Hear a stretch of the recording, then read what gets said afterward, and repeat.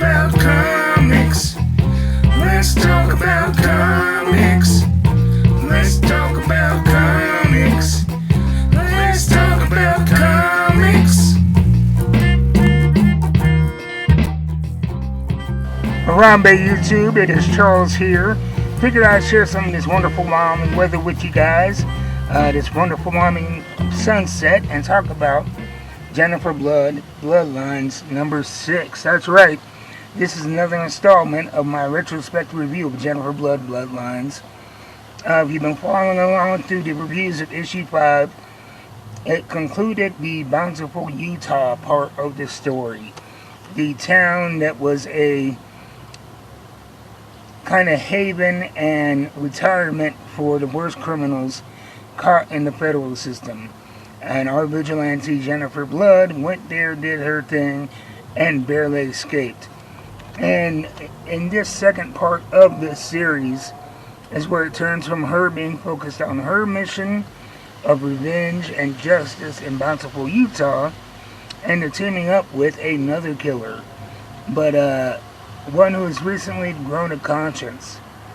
And so it's a very interesting dynamic the book takes from here, going from very much a one-woman army to a team-up story. And this cover right here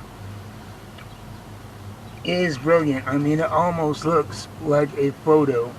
And you have her here in her gear, flat jacket, big gun, holsters all black, classic Jennifer Blood assassin look with the black wig and shades, of course.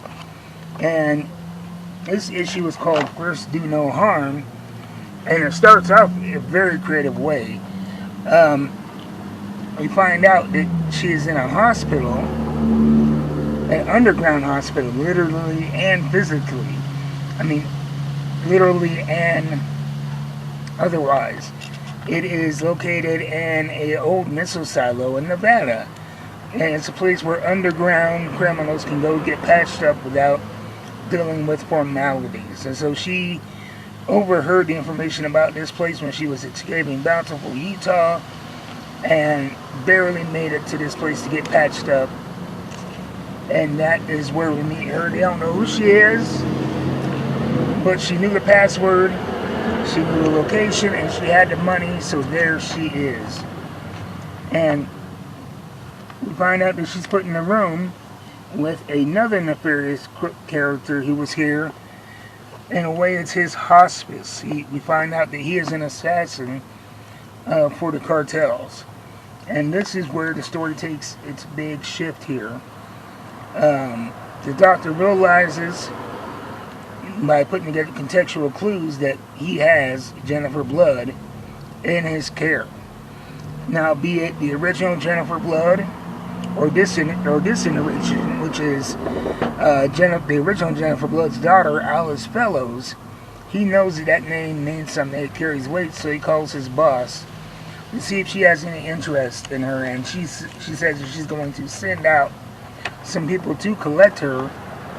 And the doctor sees this as a way of moving up. But what happens is, at the same time, his boss dispatches a team to go get Jennifer Blood. We see that there is another team of people who are there from the cartel, and they're there to get the person sharing the room with Jennifer Blood. This assassin that works for the cartels. And he all but gives up when he sees them and their guns trained on him. You can see here I love this page right here, because you see in the panels, he doesn't try to negotiate. He asks who they are, what are you doing here. They explain that he's not going to get to retire, and he has just accepted his fate, arms out, ready for whatever happens. And guess who just happens to stir in the next bed? It is our heroine, Jennifer Blood. And she dispatches of the would-be assassins. And so that is where this uneasy partnership kind of begins. And so I really like the way they set this up. And on their way out, escaping this underground hospital. Jennifer Blood, being an agent of chaos and violence and injustice, summarily executes other patients in this hospital when she reads their charts and find out what they're known for and what they've done in their past. And while they're escaping, this other character, the hitman, he is frustrated because he knows that there's something wrong with him. He's dying. He was willing to die. He's wanting to die.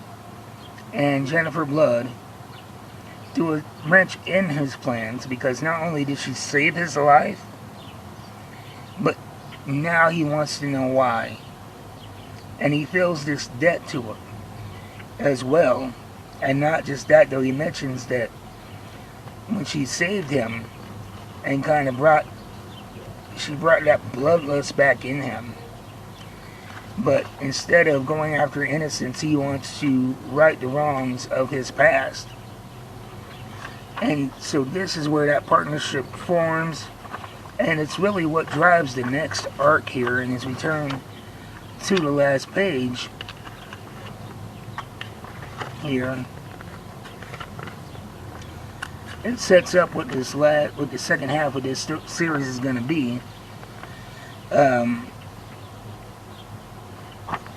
He says, "I don't really know you. You're clearly out of your goddamn mind, but I know but I gotta know what made you save me. Damn you! I feel that pulse again. That rush of life, more addictive than any drug. Why'd you do that? What did you see in me? Because I cannot see it in myself."